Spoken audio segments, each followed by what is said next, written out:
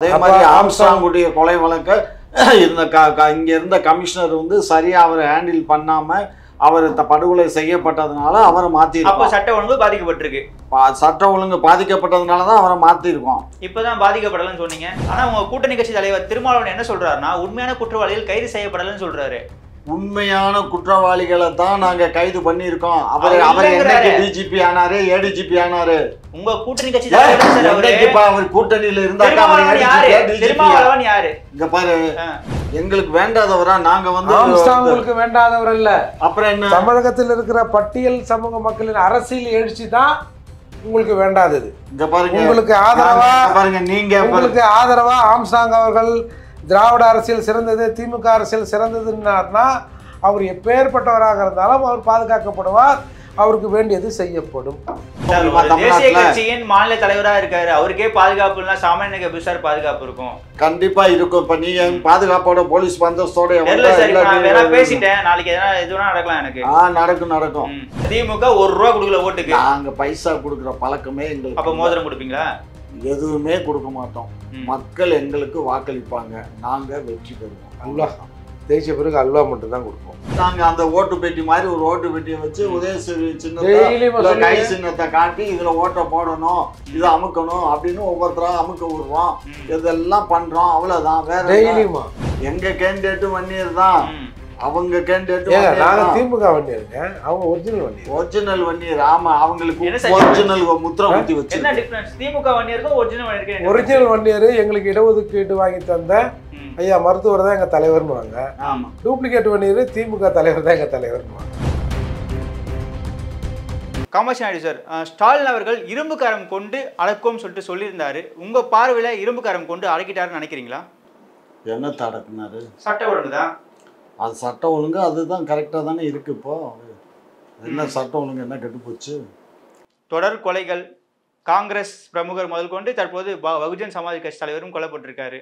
இதெல்லாமே சட்ட ஒழுங்குல தானே வரும். இதெல்லாம் மோட்டிவேஷன்ல நடக்கிறது, ஒருத்தருக்கு ஒருத்தர் போட்டியில் நடக்கக்கூடிய சமாச்சாரம். இதை சட்ட ஒழுங்குல எப்படி வரும்? சட்ட ஒழுங்குல வரும். ஆனால் இது வந்து ஒருத்தருக்கு ஒருத்தர் ஒவ்வொரு குரூப்பிசம் அந்த இதுக்குள்ள வரக்கூடிய சமாச்சாரங்கள். அப்போ இதெல்லாமே சட்ட ஒழுங்குக்குள்ள இல்லை, சட்ட ஒழுங்குல தான் இருக்கு. அது குரூப்பிசத்துல நடக்கக்கூடியது. மூர்த்தி சார், ஸ்டாலின் அவர்களோட எப்பவுமே இந்த டைலாக் தான் எப்பவுமே இருந்துட்டே இருக்கும், இரும்பு கரம் சொல்லிட்டு ஊப்பிக்கள் எல்லாருமே சொல்லிட்டே இருப்பாங்க. உங்க பார்வையில இரும்பு கரம் செயல்பட்டுருக்குன்னு நினைக்கிறீங்களா? இரும்பு கரம் கொண்டு ஜனநாயகத்தை அடக்கி இருக்கிறார். இரும்பு கரம் கொண்டு ஜனநாயக குரல் வலையை நசுக்குகிறார். வேற என்ன சொல்றது? ஆட்சிக்கு எதிராக இந்த ஆட்சியில் நடக்கிற அவலங்களை பேசுகிறவன் குரல் வலையை நெரிக்கிறாங்க. இவனா ஒருத்தன் மீம்ஸ் போட்டால் அவனை என்னமோ அவன் பெரிய குண்டு போட்ட மாதிரி, அதுவும் அணுகுண்டு போட்ட மாதிரி நேரடியாக போய் அவனை பிடிச்சின்னு வந்து ரிமாண்ட் பண்ணுறாங்க. குண்டத்தடுப்பு சட்டம் போடுறாங்க.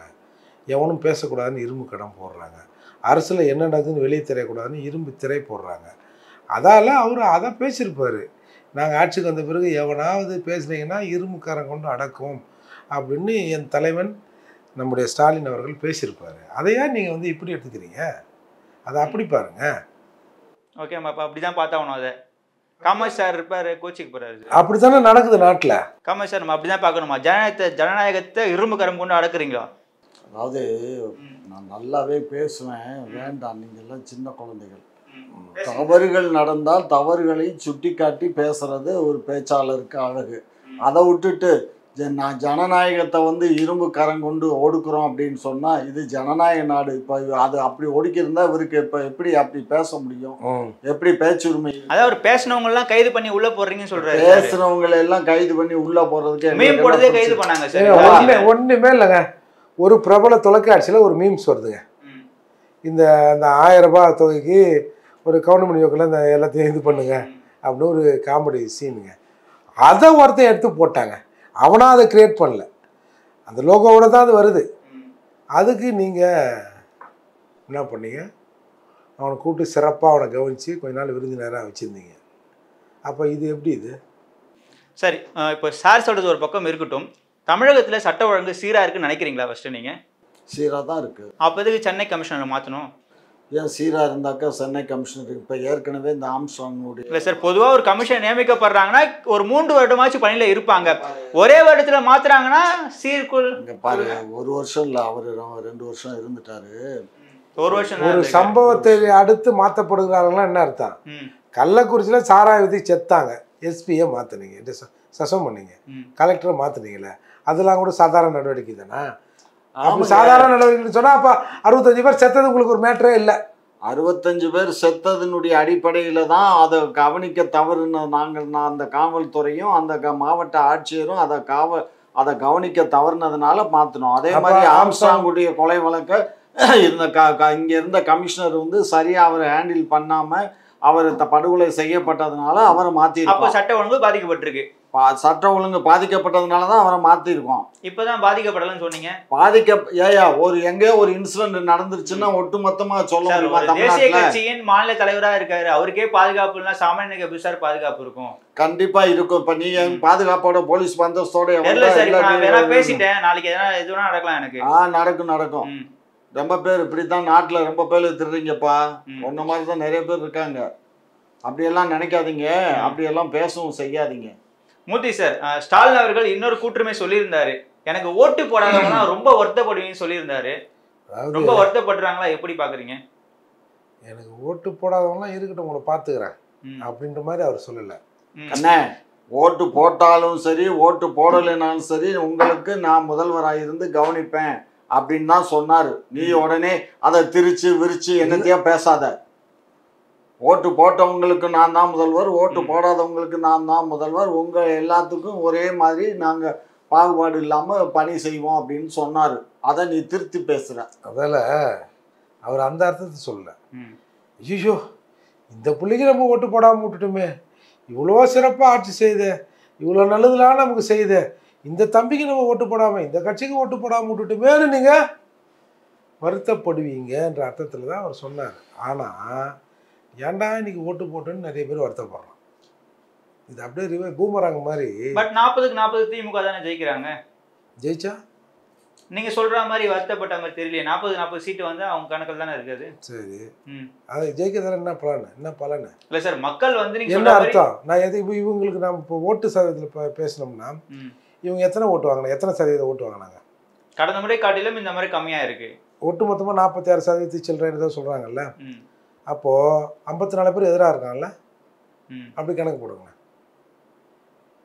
நம்ம ஏன் 46% ஆதரவு தெரிவிக்கிறாங்கன்னு பார்க்க கூடாது?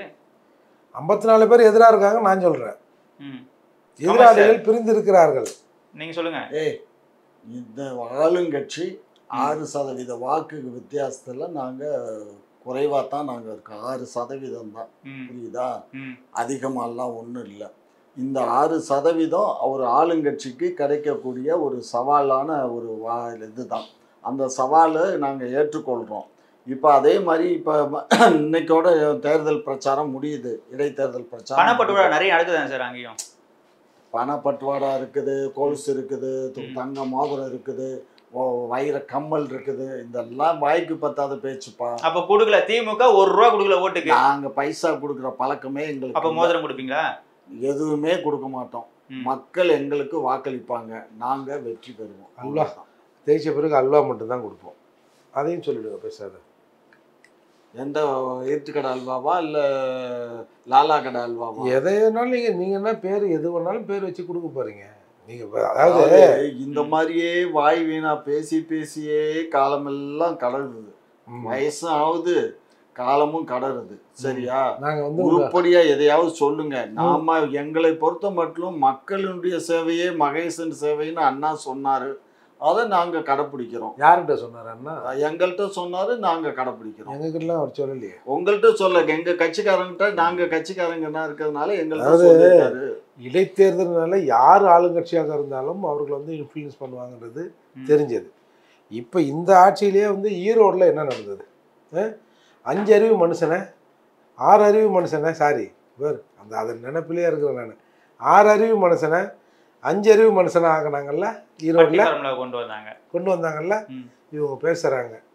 ஏற்கனவே ஊழியர் கூட்டம் போட்டாக்க அது வந்து பட்டியல் அடைச்சோமா, இந்த மாதிரி தவறாவே பேசுற உங்க நாக்கு எல்லாம் நாரி போயிடும்டா.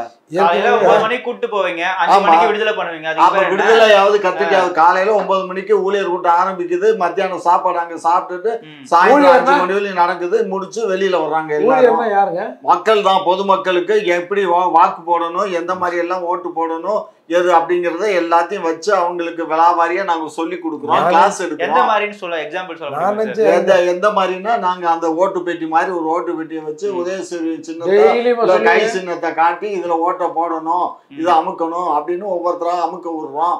இதெல்லாம் பண்றோம், அவ்வளவுதான். வேற டெய்லி பண்ண தானங்க ஞாபகம் இருக்கும், மறந்து போயிடுவீங்கல்ல நீங்க தான்.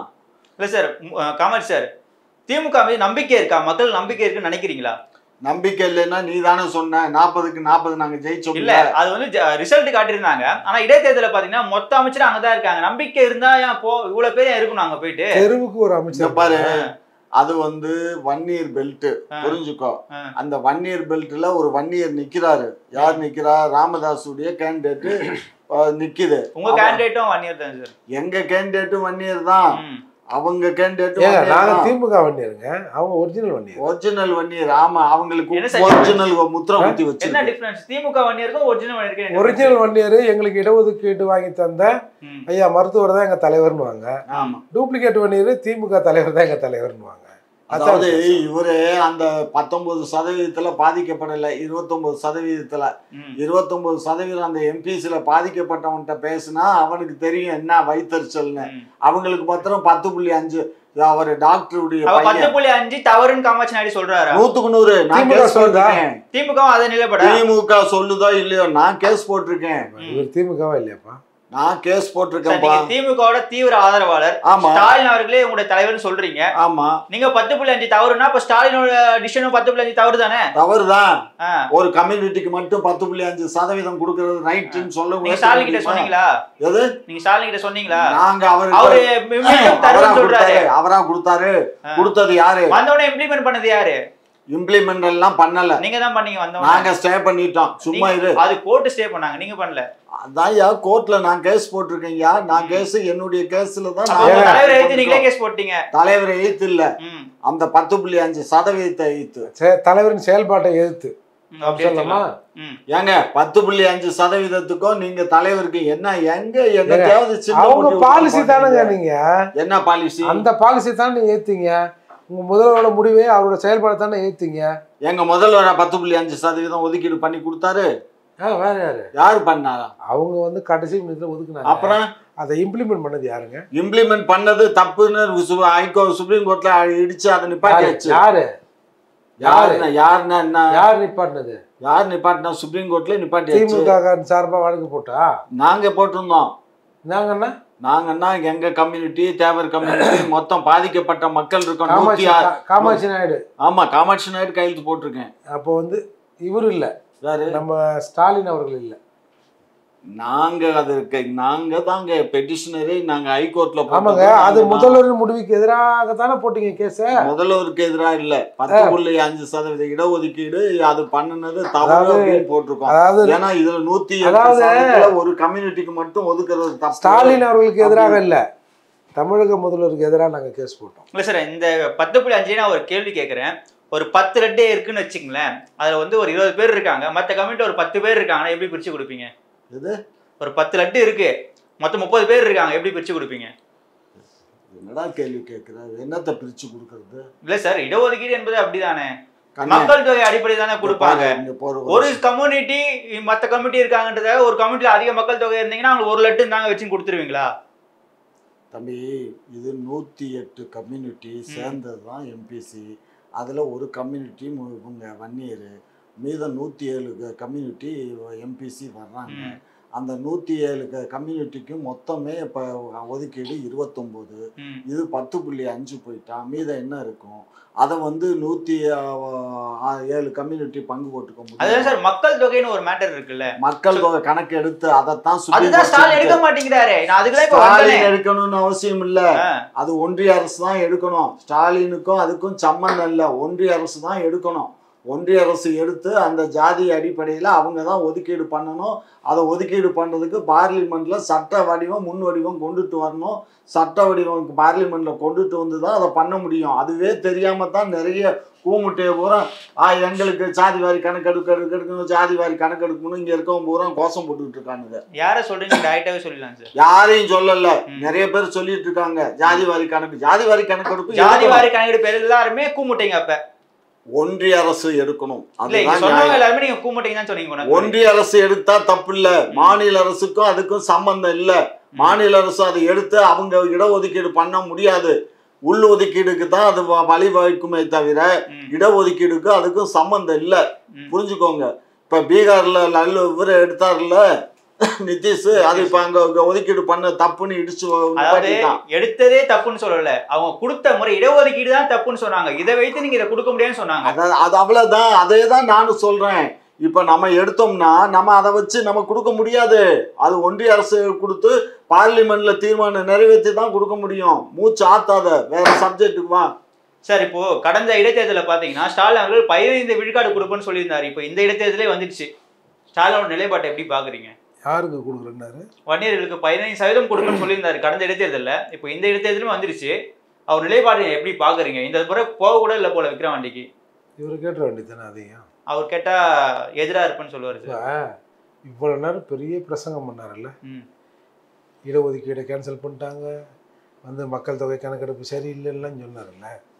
மக்கள் தொகை கணக்கெடுப்பு எடுக்கக்கூடாதுன்னு எந்த கோர்ட்டோ எந்த அரசாங்கமும் சொல்லலை.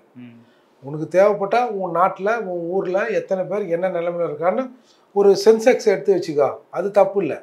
அதன் அடிப்படையில் மத்திய அரசு உரிமையில் நீங்கள் எடுத்துக்கின்னு அந்த இடஒதுக்கீட்டை ரிஃபார்ம் பண்ணீங்க, அதுதான் தப்பு. அதாவது மத்திய அரசோட ஒப்புதல் இல்லாமல் மாநில அரசு அதை பண்ணக்கூடாது. இப்போ இந்த மணிப்பூரில் கலவரம் நடந்ததில்ல, அப்போ அந்த எஸ்டி சமூகத்தில் இன்னொரு சமூகத்தை சேர்க்கணுன்றது தான் வழக்கு. அது அந்த நீதிமன்றம், மணிப்பூர் உயர்நீதிமன்றம் மத்திய அரசுக்கு பரிந்துரை செய்து இத்தனை வாரங்களில் இதை பரிசீலனை பண்ணுங்க, இதுக்குரிய பதிலை சொல்லுங்கன்னு ஒன்று தான் பிரச்சனை வருது. அப்போது இடஒதுக்கீடு என்பது நாம் தீர்மானம் போட்டு மத்திய அரசுக்கு அனுப்பி அவர்கள் பண்ண வேண்டியது.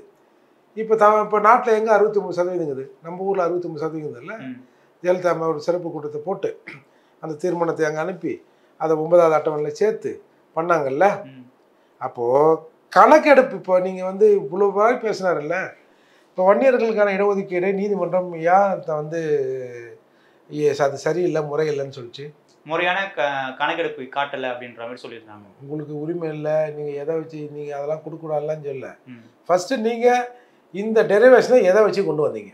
இந்த 10.5 இவங்களுக்கு தரலாம் அப்படிங்கிறது எதன் அடிப்படையில் இந்த சதவீதம் நீங்கள் வழங்கினீங்க அப்படிங்கிறது தான் இப்போ பிரச்சனை. இப்போது நம்மக்கிட்ட ஒரு கால் அதற்கு முன்னாடியே இந்த மக்கள் தொகை கணக்கெடுப்பு இருந்திருந்தால், ஏங்க நாங்கள் இந்த மாதிரி வச்சுருக்கோம், அதுக்கப்புறம் இது மாநில உரிமையா மத்திய உரிமையான்றது மத்திய அரசு முடிவு பண்ணட்டும். ஆனால் நீதிமன்றத்தில் நம்மக்கிட்ட பதில் இல்லைல்ல. எதை வச்சா எண்ணி அவனுக்கு மட்டும் 50 உணவு பொட்டலத்தை கொடுத்துட்டேன், சாப்பாடை கொடுத்துட்டேன் அப்படின்னா, இல்லை சார் கேட்டார் கொடுத்துட்டேன், அந்த ரூமில் எத்தனை பேர் இருக்கிறான்னு தெரியாமல் எப்படியா கொடுத்தேன்? இதுதான் சிம்பிள். இதுக்கு பெரிய அரசியல் அறிவுலாம் தேவையில்லை, சாதாரண ஜனங்களுக்கு புரிகிற மாதிரி சொல்கிறேன். அது கூட நம்ம ஐயாவுக்கு புரிய மாட்டேங்குது. கோர்ட்டு தப்பு நிப்பாட்டுச்சுன்றேன். அதோடு மட்டும் இல்லாமல் சாதிவாரி கணக்கெடுப்பு என்பதற்கும் மக்கள் தொகை கணக்கெடுப்பதற்கும் ஒரு வித்தியாசம் இருக்குது. பேசிக்கலாம். மக்கள் தொகை கணக்கெடுப்புங்கிறது எல்லாரையும் எண்ணுறது. அதை எண்ணுறதுல எஸ்சிக்களுக்கு மட்டும் அவனோட சோசியல் ஸ்டேட்டஸை புள்ளிவிவரத்தோட பதிவு பண்ணுறது. சாதிவாரி கணக்கெடுப்புன்றது மக்கள் தொகை கணக்கெடுப்பில் எஸ்சிக்களை எப்படி கணக்கெடுப்பு, அவனோட பொருளாதார ஸ்டேட்டஸ், அவன் என்ன வேலை செய்கிறான், வீட்டில் என்ன இருக்குது எதுன்னு அந்த புள்ளிவிவரம் எடுக்கணும்ல. அதே மாதிரி சாதிவாரி கணக்கெடுப்பில் சமூகத்தில் இருக்கிற எல்லா சாதிக்கும் அந்த ஸ்டேட்டஸ் எடுக்க தான் சாதிவாரி கணக்கெடுப்பு. இப்போ ஒரு உதாரணத்துக்கு அரசு மிக்சி கொடுத்துருக்குப்பா, எத்தனை வீட்லேயே அந்த மிக்சி போய் சேர்ந்துக்குது, ஒருத்தனே அமுக்கிட்டானா அப்படின்னு கணக்கெடுக்கிறோம்ல. அதுதான் சிம்பிளாக சொல்ல போகிறோம்.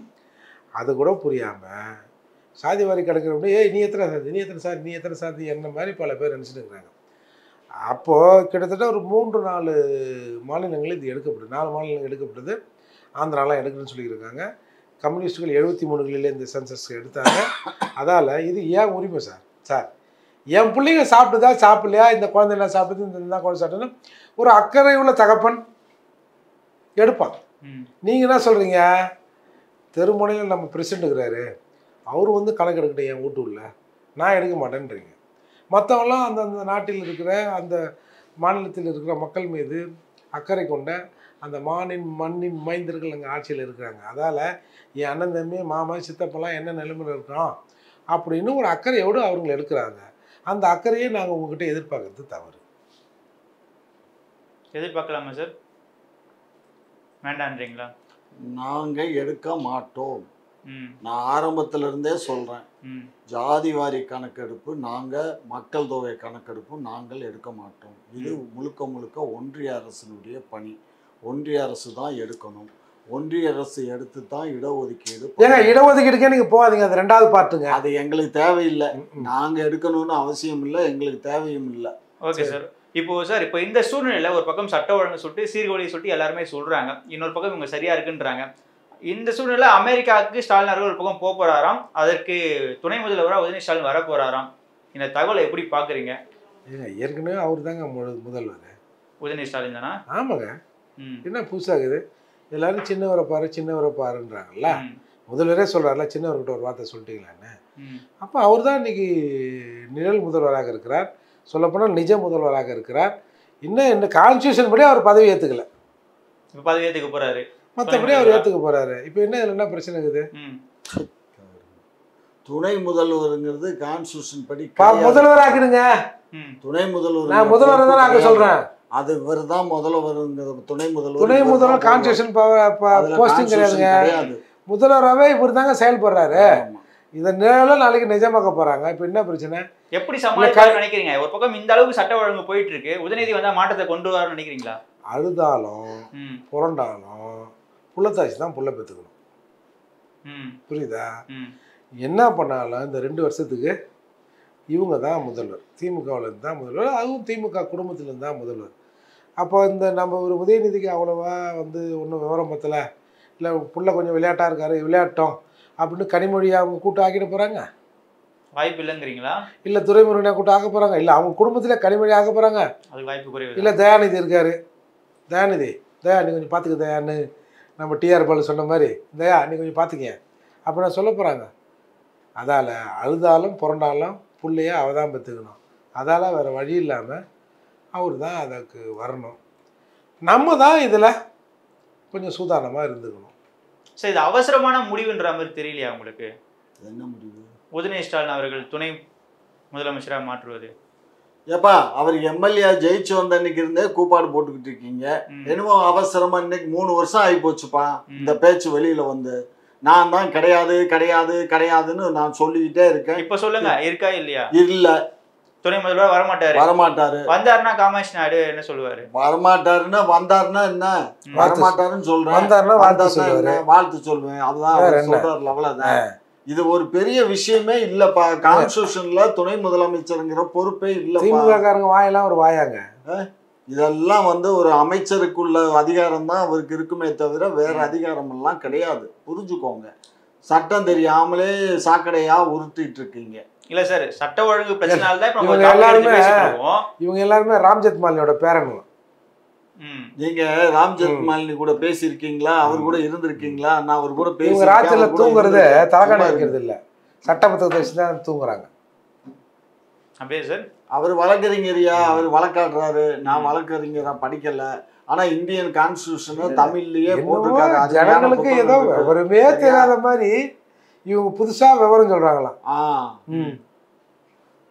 சமீபத்தில் பார்த்தீங்க சார், நேற்று பார்த்தீங்கன்னா ஒரு இன்சிடென்ட் நடந்திருக்கு. அதாவது A2D சொல்லிட்டு ஒரு யூடியூபர், அவர் கொஞ்சம் பிரபலமாக தான் யூடியூப்ல இருக்காரு. அவருக்குமே பார்த்தீங்கன்னா போதை ஆசாமிகள் அவருடைய கேமராலாம் பிடுங்கி இருக்காங்க. சென்னை சிட்டிக்குள்ளே நடக்குதுன்னா இதை நம்ம எப்படி தான் எடுத்துக்கிறது? ஆல்ரெடி நம்ம நிறைய பேசிட்டோம். இந்த விவகாரத்தை எப்படி பார்க்குறீங்க? ஐயா என்ன தெரியுங்க பாரு, உங்களுக்கு ஏதாவது மூளை இருக்கா? அவன் போலீஸ்லேருந்து அக்யூஸ்டை செக்யூர் பண்ணி போகிறான், நீ கேமராவை பிடுங்கிறத பற்றி பேசுகிற அப்படின்னு ஐயா கேட்டாலும் நம்ம ஆச்சரியப்படுறதுக்கு இல்லை சார். கஞ்சா வித்தவனை அதுக்கு முன்னாள் செய்தி என்னன்னா, ஒரு குறிப்பிட்ட ஏரியாவில் கஞ்சா பேர் பிடிக்க போகிறாங்க, 2 காவலர்கள் நல்ல மாட்ட சட்டம் தாங்கிறாங்க. இப்போ சாப்பா கூட இல்லை, இவங்க அடிக்க அவங்க அடிக்க சந்தி நாரிச்சு. ஐயோ என்னையா போலீஸே அடிக்கிறாயா, பிடிக்க போன போலீஸ் அடிக்கிறாங்கயா. அப்போ ஒரு சிலர் சொல்கிறாங்க, அது அவங்க ஏரியா இல்லைங்க, அங்கே போனாங்க, அதெல்லாம் தைரியமாக பசங்க பண்ணிட்டாங்கன்னாங்க. மறுநாள் பார்த்தா ஒரு வேனில் ஏற்றி ஃபிட்னஸ் சர்டிஃபிகேட் எடுக்கிறதுக்கு ராயப்பேட்டை ஹாஸ்பிட்டலுக்கு கொண்டு வராங்க. அங்கே வந்து சினிமாவில் ஆந்திரா சினிமாவில் வர மாதிரி அக்யூஸ்டுகளை செக்யூர் பண்ணுறதுக்கு வராங்க. நல்ல வேலை, துப்பாக்கி கத்தி கித்தி எத்தனை வரல. ஆந்திரா மாதிரி எத்தாந்து டொம்முன்னு எதுவும் சுடாமல் என்னத்தையோ அவனுக்கு போதையில் வந்து தடுமாறி பிடுங்கி அந்த ஆத்திரத்தில் அந்த மருத்துவமனையில் இருக்கிற அந்த உபகரணங்கள்லாம் அடித்து நொறுக்கி எல்லாத்தையும் பண்ணிட்டு ஜனங்களை ஓட விட்டு வந்துட்டாங்க. அதுக்கப்புறம் நாங்கள் வந்து குற்றவாளிகளை தேடுறோம்லாம் இவங்க சொன்னாங்க. அங்கேயே ஒரு அவுட் போஸ்ட் இருக்குது. ராயப்பேட்டை ஹாஸ்பிட்டல் இப்படி பார்த்தோம்னா ராயப்பேட்டை போலீஸ் ஸ்டேஷன் தெரியும். சரி, இது ஒரு பக்கம் இருக்கட்டும். அப்போது போலீஸ்காரங்கிட்டேருந்தே நாங்கள் அக்யூஸ்டை பிடுங்குறோம், நீங்கள் சாதாரண ஒரு அப்ராணிகிட்டேருந்து ஒரு கேமராவை பிடுங்கிறத போய் பெருசாக பேசுகிறீங்களே எப்படி? இது காமராஜ் சார் நீங்கள் தான் சொல்லணும். அதுக்கு நாங்கள் அதுக்கு தான் சட்டம் ஒழுங்கு கெட்டு போச்சுங்கிறதுக்காக தான் நாங்கள் இப்போ மாற்றி புதிய ஏடிஜிபியை கமிஷனராக போட்டிருக்கோம். இந்த கேமராவை பிடுங்கிறதுக்காகவாயா? எல்லாத்துக்குமே தான். ஒட்டுமொத்தமாக தமிழகத்தில் வந்து சென்னையில் அப்போ ஒத்துக்கிறாரு காமாட்சி நாயுடு சார், ஒத்துக்கிறாரு சட்ட ஒழுங்கு கெட்டு போயிடுச்சு, நாங்கள் ஒத்துக்கிறோம்ப்பா. சட்ட ஒழுங்கு சரியில்லைங்கிற காரணத்தினால தான் அவரை மாற்றிருக்கீங்க. சரியில்லைன்னா சரியில்லை, சரியில்லைன்னா அதுக்கு என்ன அர்த்தம்? என்ன அர்த்தம்? அதுதான் அர்த்தம். பரவாயில்ல அப்பா, முதல்ல உங்கள் தப்பையாவது நீங்கள் உணர்ந்தீங்களே, ஒத்துக்கினீங்களே, அது வரைக்கும் நாங்கள் நன்றி சொல்கிறோம். சார் நீங்கள் பேசும்போது சொல்லியிருந்தீங்க ஆம்ஸ்ட்ராங் கொலை வழக்கு பார்த்தீங்கன்னா முழுக்க இது வந்து பழிவாங்கும் நடவடிக்கை தான் ஒரு கேங் வார்ன்ற மாதிரி சொல்லியிருந்தீங்க. இதுக்கு பின்னாடி எந்த அரசியலுமே இல்லைன்னு நினைக்கிறீங்களா? அதுக்கு பின்னாடி என்ன அரசியல் இருக்கு? இங்கே 100க்கு 100 அதில் அரசியல் கிடையவே கிடையாது. இது அரசியல் படுகொலை அல்ல. ஆனால் உங்கள் கூட்டணி கட்சி தலைவர் திருமாவளவன் என்ன சொல்றாருன்னா உண்மையான குற்றவாளிகள் கைது செய்யப்படலன்னு சொல்றாரு. உண்மையான குற்றவாளிகளை தான் நாங்க கைது பண்ணியிருக்கோம். அவர் என்னைக்கு டிஜிபி ஆனாரு, ஏடிஜிபி ஆனாரு? உங்க கூட்டணி கட்சி என்னைக்குப்பா அவர் கூட்டணியில இருந்தாக்கா அவர் ஏடிஜிபியா டிஜிபியா? இங்க பாரு, அவர் வந்து என்னைக்கு டிஜிபி ஆனாரு? தேசிய கட்சி தலைவர் மாயாவதி வந்து சொல்றாங்க தமிழகத்துல சரியில்லை, உண்மையான குற்றவாளி கைது பண்ணலன்னு சொல்றாங்க. அப்ப அவங்க சொல்றதும் பொய்யா? சரி, உண்மையான குற்றவாளி நாங்க கண்டுபிடிக்கல, இல்ல நாங்க கண்டுபிடிப்போம். கண்டுபிடிச்சு அவங்க மீது நாங்க குற்றப்பத்திரிக்கை தாக்கல் பண்ணுவோம். கவலைப்படாதீங்க. இதெல்லாம் விளையாட்டு பொருள் இது இல்ல. நீங்க தானேங்க நாங்க உண்மையான குற்றவாளியை பிடிச்சி வச்சிருக்கோம். இல்ல நீங்க பாட்டுக்கு கூப்பாடு போட்டீங்கன்னா என்ன அர்த்தத்துல பேசுறீங்கன்னா எனக்கு ஒன்றும் புரியல. ஏற்கனவே கமிஷனர் வந்து இவங்க தான் உண்மையான குற்றவாளின்னு சொல்லிட்டாரு. ஆமா, நீங்க சரி நீங்க சொல்றதுக்காக நாங்க மாத்திக்கிறோம். இதுனா சிலேட்டா மாத்தி எழுதி இங்க பாருங்க, நாங்க சர்ச் பண்ணிட்டு தான் இருக்கோம். அதை சிஐடி நடந்துகிட்டு தான் இருக்கு. நீங்க முடிவு பண்ணிட்டீங்க இவங்க தான் வந்து செஞ்சாங்க, அவங்க தான் வந்து அது வேற. நீங்க செக்யூர்னு ஒரு வார்த்தை வேற சொல்லிட்டீங்க. பிடிச்சிங்களா, சரண்டரிங்கா எதுவுமே சொல்லாமல் செக்யூராக டெக்னிக்கலாக ஹேண்டில் பண்ணுறாங்களாம். சரி, என்னத்தையோ போங்க சொல்லிட்டு இவங்க தான் அக்யூஸ்ட் ஃபிக்ஸ் பண்ண பிறகு திரும்பவும் நாங்கள் இல்லை வேற அக்யூஸ்டை பிடிக்கிறோம். ஏன் சார் எங்களுக்கு என்ன சார், அவர் என்ன வேண்டாதவரா? எங்களுக்கு வேண்டாதவரா? நாங்க வந்து உங்களுக்கு வேண்டாதவர் இல்ல. அப்புறம் என்ன? தமிழகத்தில் இருக்கிற பட்டியல் சமூக மக்களின் அரசியல் எழுச்சி தான் உங்களுக்கு வேண்டாதது. இங்க பாருங்க, உங்களுக்கு ஆதரவா பாருங்க, நீங்க உங்களுக்கு ஆதரவா ஆம்ஸ்ட்ராங் அவர்கள் திராவிட அரசியல் சிறந்தது, திமுக அரசியல் சிறந்ததுன்னார்னா அவர் எப்பேற்பட்டவராக இருந்தாலும் அவர் பாதுகாக்கப்படுவார், அவருக்கு வேண்டியது செய்யப்படும். சார் இங்க பாருங்க, இந்த நாங்க ஆட்சியில் இருக்கிறதுக்கு காரணமே பட்டியலின மக்கள் போட்ட வாக்கு தான். புரிஞ்சுக்கோங்க, அந்த மக்களுக்கு சேவை செய்யறதா எங்களுடைய முழு கடமை. உங்க சேவை தான் ஊசி போச்சு வேங்க வயல்ல. அந்த மாதிரி தான் எல்லா இடத்துலயும் வேங்க வயல்னு சும்மா இந்த மாதிரி எல்லாம் உள்ளுக்குள்ளேயே திருடனை வச்சுக்கிட்டு எங்கள்கிட்ட வந்துட்டு வேங்க வயல் கத்திரிக்காய். இந்த மாசத்துல மட்டும் இந்த அண்மை காலங்களில் மட்டும் 89 பேர் எஸ்சி மக்கள் வந்து படுகொலை உள்ளாயிருக்காங்க. சார் இப்போ நம்ம ஜாதி அரசியலை பார்க்கணுன்றீங்களா? இப்போ ஜாதி அரசியலை பார்க்கணும்னு சொல்றீங்களா? சாதி அரசியலுங்கிறதுங்க எல்லா மக்களுக்குமான நீதி கிடைக்கணுங்க. ஒரு செக்ஷன் ஆஃப் பீப்புள் வந்து இங்கே அடக்கப்பட்டு அவர்கள் உரிமைகள் மறுக்கப்பட்டு அவர் நசுக்கப்படுறான். பட் இது இரண்டு தரப்புமே ஒரே சமூகம் தானே அப்படின்னு சொல்றாங்களே. அப்படி எப்படி அதை நீங்கள் பார்ப்பீங்க? அவங்க அப்படிதான் சொல்றாங்க. அவங்க சொல்லுவாங்க, அவங்களுக்கு தேவைன்னா சொல்லுவாங்க. இந்த சம்பவம் ஏன் நடந்தது? ஏங்க அவங்க ஒரு தலைவர், அவர் ஒரு தேசிய கட்சியின் மாநில தலைவர். இதையெல்லாம் தடுக்கிறதுதாங்க மற்ற போலீஸ்லாம் வச்சுன்னு இருக்கிறோம். நடந்த பிறகு நான் உண்மை குற்றவாளியை கண்டுபிடிக்கிறேன், இல்லை நான் செக்யூர் பண்ணிட்டேன், நான் அங்கே இட்டு போயிட்டேன், அவனுக்கு பிரியாணி வாங்கி கொடுத்தேன், பீடி கட்டு வாங்கி கொடுத்தேன்றதுலாம் வாதம் இல்லைங்க. இந்த மாதிரியான சம்பவங்கள் நடப்பதை தடுப்பதற்குத்தான் இங்கே வந்து பிரிவுகள், இங்கே இருக்கிற போலீஸு, இங்கே இருக்கிற அரசாங்கம். நடந்த பிறகு கண்டுபிடிச்சிட்டா உண்மை குற்றவாளியை பொய் குற்றவாளியை கண்டுபிடிச்சிட்டா அந்த இழப்பு. இன்றைக்கு இந்த சமூகத்தின் தலைவராக இருந்த ஒரு ஐக்கியராக இருந்த ஆம்ஸ்டாங்கையே நாங்கள் கொண்டுட்டோம், நீலாம் ஏமாத்துறண்டா அப்படின்னு கடைக்கோடியில் இருக்கிற ஒரு பட்டியல் சமூக மக்களை மிரட்டுவதற்கான வாய்ப்பு இன்னைக்கு ஏற்படும். யார் மிரட்டுவா? பட்டியல் சினிமா சரண்டரான அத்தனை பேரும் பட்டியலின மக்கள். சும்மா என்ன பேசுறீங்க? ஆமா, சும்மா ஆதார் கார்டு இங்க பாருங்க, சும்மா இது இங்க பாருங்க. அஞ்சலை யாருங்க? அங்க இருக்கக்கூடிய புளியந்தோப்பு அஞ்சலை யாரு? அஞ்சலுடைய கொழுந்தை தான் சரண்டர் ஆயிருக்கான், புரிஞ்சுக்கோங்க. அப்ப ஒரே சமூகத்துக்குள்ள விட்டீங்கன்னா நீங்க விட்டுருவீங்களா? நீங்க சமுதாயம்ங்கிறது மாதிரி பேசாதீங்க, ஜாதியை பத்தி பேசாதீங்க. நான் பேசுறது இந்த வந்து ஆம்சாங்கின் படுகொலை இந்த சமுதாயத்தில் இருக்கிற ஒட்டுமொத்த அந்த பட்டியல் சமூக மக்களுக்கும் ஒரு அச்சத்தை நடுக்கத்தை ஏற்படுத்தியிருக்குன்னு நான் சொல்றேன். உங்க ஆளுங்க தானே என்ன எங்களுக்கு அப்ப உங்களுக்குள்ள உங்களால் பண்ணிக்கலாமா? நீங்க இங்க பாருங்க, நீங்க என்ன பேசுறீங்க? அடுத்த ஜாதிக்காரன் வந்து அந்த கம்யூனிட்டியை மர்டர் பண்ணியிருந்தா நீங்க வந்து பயமுறுத்துறான் அப்படின்னு சொல்லி நீங்க சொல்றதுல நியாயம் இருக்கு. உங்களுக்குள்ளேயே வெட்டிக்குவீங்க, உங்களுக்குள்ளேயே குத்திக்குவீங்க, கடைசியில எங்க மேல பழைய தூக்கி போட்டா நாங்க எங்க போறது? நாங்க எங்க போறது? இல்ல, நீங்க வந்து சுயநினைவோட தானே பேசுறீங்க. ஆமா ஆமா, இது எத்தனை இது சுயநினைவா தானே இருக்கீங்க. இல்ல இப்போ உங்களுக்கு பசி கிறக்கம், நீங்க என்ன செய்வீங்க? நான் என்ன அரசியல சொல்றேன், அவர் என்ன சொல்றாரு? இந்த சமூகத்தின் ஐக்கானாக இருக்கிற ஒரு சிலருக்கு இந்த மாதிரி நடக்கிறது அடித்தட்டு மக்களாக இருக்கிற நெஞ்சத்தில் ஒரு அச்சத்தை ஏற்படுத்துன்றான். இவர் ஒன்றே உங்கள் ஆளுங்க தானேயா? இப்போ எங்கள் ஆளுங்களே ஒரே கடையில் கத்தி வாங்குறேங்க, 2 பேரும் மாற்றி மாற்றி வெட்டிக்கிறோம். யோ, ஒரே கடையில் தானே கத்தி வாங்கினீங்க, மாற்றி மாற்றி வெட்டினீங்க, இங்கே எதுக்கு போலீஸுக்கு வரீங்கன்னு சொல்ல முடியுமா நீங்கள்? என்ன பேச்சு பேசுகிறாரு இவர்? ஒரு மனிதனின் அந்த உரிமையும் உடலையும் பாதுகாக்க வேண்டியது அரசாங்கத்தின் பொறுப்பு. அரசாங்கம் கண்டிப்பாக குற்றவாளிகள் மீது கடுமையான நடவடிக்கை எடுத்து. இப்போ உங்க திமுக கட்சியில ஒரு நாயுடு இருக்கிறாரு, அந்த நாயுடு இன்னொரு நாயுடால் கொல்லப்படுறாரு. ஏன்பா திமுக நாயுடு கொண்டுக்கிறாரு, உங்களுக்கு என்னப்பா பிரச்சனை? நீ எஸ்சி தானப்பா, நீ ஏன்பா கேட்குற அப்படின்னு கேட்க முடியுமா? அந்த மாதிரிலாம் கேட்குறாரு ஐயா. சார், கடந்த முறை வந்து அதிமுக ஆட்சியில் ராஜினாமா செய்யணும்னு சொல்லிட்டு கடுமையாக விமர்சனம் பண்ணீங்க. ஆனால் போயா நீ வேற தூத்துக்குடி ஸ்டெர்லைட்டில் 12 பேர்த்த சுட்டு கொண்டாங்க, அன்னைக்கு ராஜினாமா பண்ணிட்டு போயிட்டாரு. 65 பேர் கள்ளச்சாராயத்தில் செத்துருக்காங்களே. கள்ளச்சாராயத்தில் இப்போ தானே செத்தாங்க. அன்னைக்கு 12 பேர் செத்தப்ப துப்பாக்கியில் டுப்புன்னு கொக்கு குருவியை சுடுற மாதிரி சுட்டானுங்க. அன்றைக்கெல்லாம் ஒன்றும் எனக்கு எப்படி தான் வருது, அன்னைக்கெல்லாம் யாரும் மூச்சு காட்டலை.